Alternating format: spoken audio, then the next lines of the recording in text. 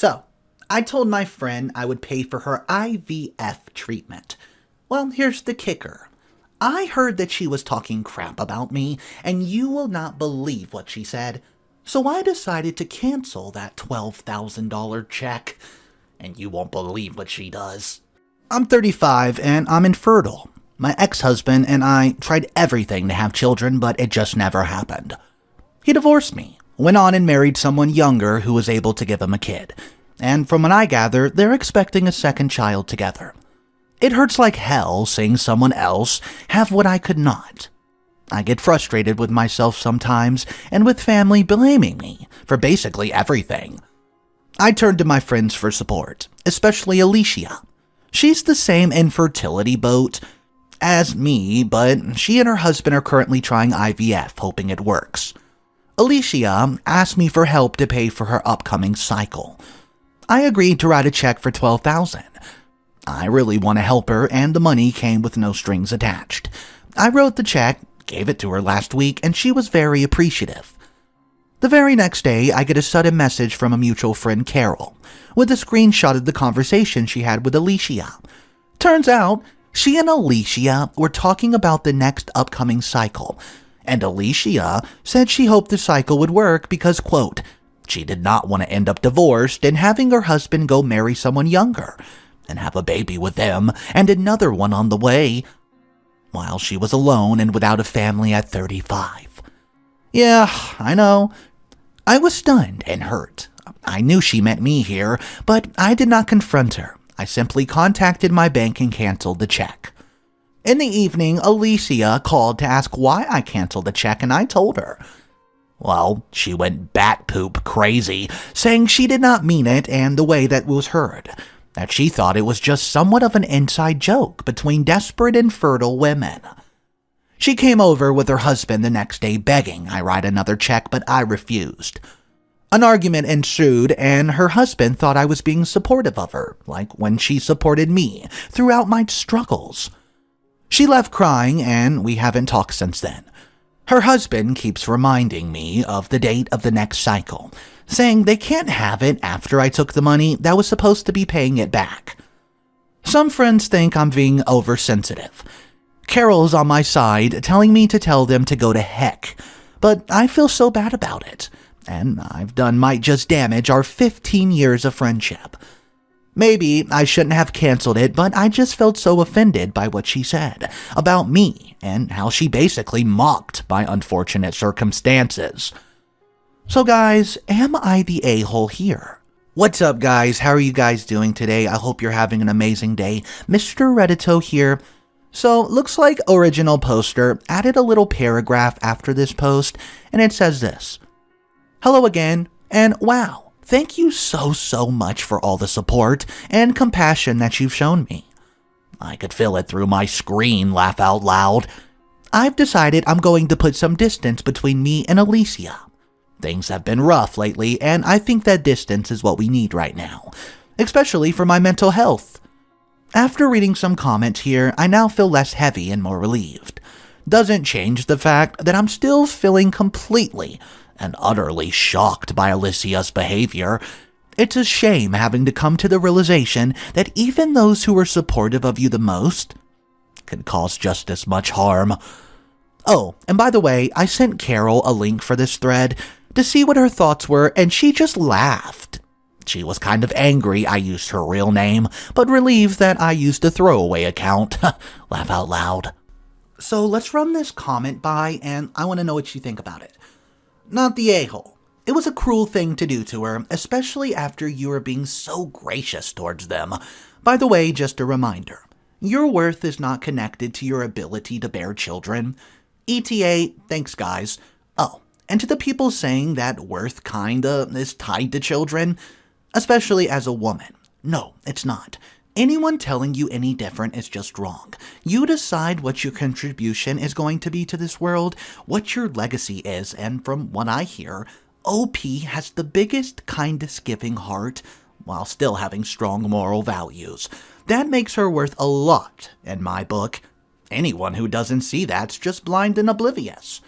So, do you guys agree with that comment, or was that comment a little too extreme? Let me know in the comment section, drop your thoughts down below, or if you have a similar situation, share it with me.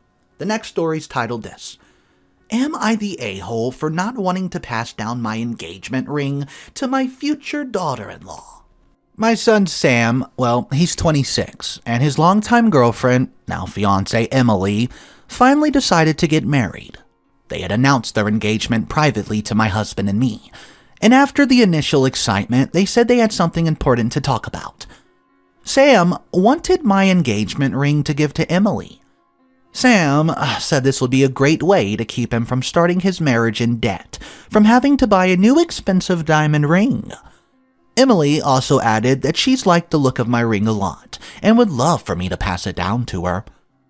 Well, I love my engagement ring. I've worn it every day since my husband proposed to me with it, and to be honest, I still have plenty of years to live, that I want to keep wearing it until I'm old and gray. Also, my ring is not a family heirloom.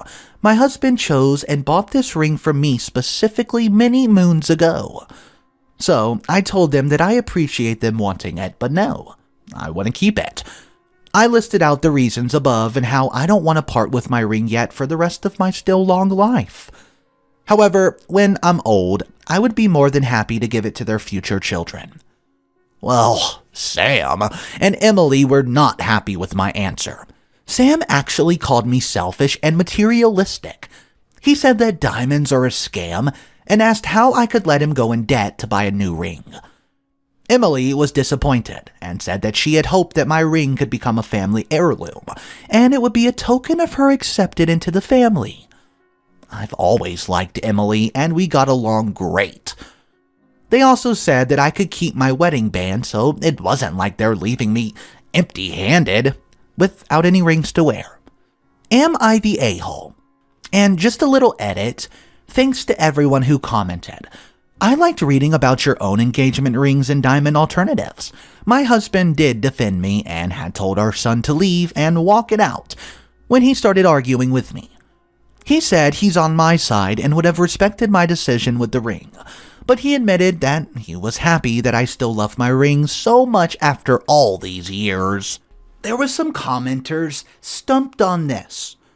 Bad enough that Emily was there too, but Emily actually piping up to express her own disappointment?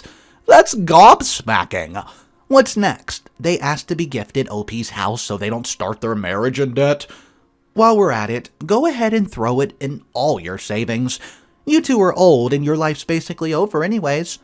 If I was OP, I'd be seriously questioning where me and my husband went wrong in raising this self-absorbed a-hole, and how could he possibly have turned out this way?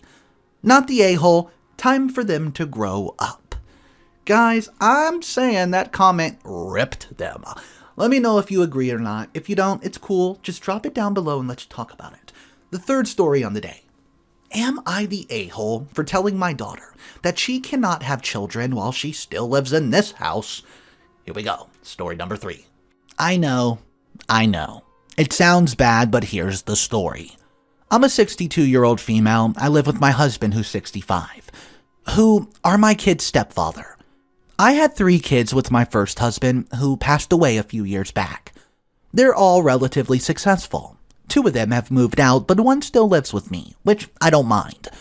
But I think it's time that they be on their own, as others are too. Oldest kid, 30 male, moved out years ago, lives with his wife, and recently had their first baby. Middle kid, 27 female, married for 2 years, her and her husband live with me while they save up for a place. Youngest, female, 22, lives in college dorms in another city. Ever since my son and daughter-in-law had their baby, my oldest daughter has been baby crazy and has been constantly talking about how she can't wait to be a mother. I love my daughter, but I don't want a baby in the house. I stopped at 3 for a reason. I don't want her to live here forever. I want her and her husband to have their own lives, while my husband and I have our own lives by ourselves. A couple nights ago at dinner, I sat her down and told her my reasonings, and told her that if she wants a baby that badly, then her and her husband need to start looking for their own place. Well, She did not take it too well, called me selfish and that I only think about myself. Which right now is true. Well, for 30 years, I've put my kids first and now I want to put myself first. I hardly think I'm selfish for that. I tried to explain my reasoning and her husband said he understood, but I know he was angry too. My husband's on my side and says I'm absolutely not the a-hole. For the past week though, my daughter and son-in-law have been ignoring me, only talking to me when it's absolutely necessary. I told some friends about what happened and most understood where I was coming from, but a couple said that I'm totally the a-hole, as it would not matter because it's not my baby, so I wouldn't have any responsibilities towards it. I don't know what to do. I don't want my daughter to hate me, but I'm getting older and would like for my kids to be independent, while my husband and I can enjoy retirement together. So guys, am I the a-hole? So everyone in the comments is basically talking about a financial issue here. Here's the main one. Not the a-hole. If they can't afford a home, they can't afford a child. Only crappy people purposefully have children when their life isn't just in order yet. Or, I should say better, being able to provide all basic needs for themselves. If the child was a legit accident, or if they were in a good position and had a baby and then some bad luck came around, that's a different story completely. It just happens, stuff, and I'm not going to judge people as a-holes for situations that are out of their control. But if she and her husband try for a baby now, they suck. Well, guys, let me know your thoughts on that one. Every coin has two heads. And here's the last story. Am I the a-hole for losing it on my fiancé, for disinviting my stepsisters from our wedding? I'm going to keep it short. I'm 25 female and I'm getting married to my fiancé next month. We've had no issues with the wedding planning except the guest list. Here's some context. I have a large family. I have two stepsisters. They're 18 and 20, and a biological brother who's 27. Also, a biological sister, 30. My fiancé argued that the guest list should be cut short and suggested I only invite immediate family. I asked him to elaborate, and he suggested excluding my stepsisters. I said no, and I got upset with him for implying that they're not family. This is what he said. Well, this wasn't what I meant. I was just speaking from a technical angle. Yeah, I know. Especially since I did not include them in the wedding party like maid of honor and bridesmaids. So he thought they were just unneeded. But I said they are wanted, and will always be wanted and included by me. Well, days go by.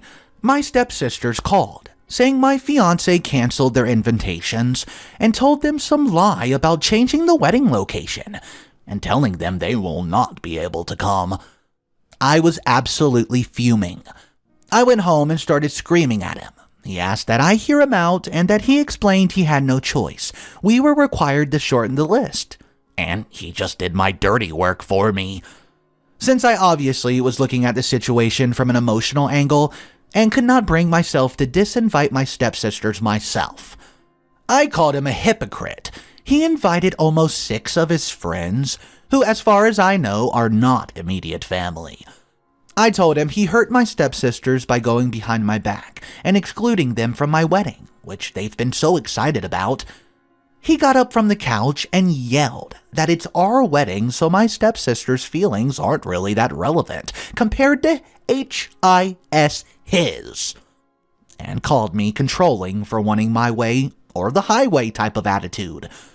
He took his phone and stormed out to see his friends. Some of his friends called to, quote, scold me for how I'm treating their brother, and then went on about how rude I was to suggest that their brothers are disinvited from the wedding just because I don't like them, and called it a you problem. My future mother-in-law called and is wanting to speak to me. He probably told her what's going on, and she's probably going to ask that I apologize for yelling. Okay, so I'll just say, everyone in the comment section is saying this is gigantic red flags, begging OP to please not marry this guy. He sounds like an absolute nightmare, and you know what? I'm gonna have to agree with the commenters. This guy is crazy. How can he invite his friends, but say that his soon-to-be wife can't bring her actual step-siblings? That's crazy. I could not believe it when I read it, so I thought I would share that story with you guys. Let me know in the comment section down below what you think of him. If he's not as bad as I say, that's cool, but just tell me why you think that. I hope everyone has an amazing day, and remember, it's cool to be kind. Please subscribe to all the channels. You can find them in the description below, and I'll catch you in the next one.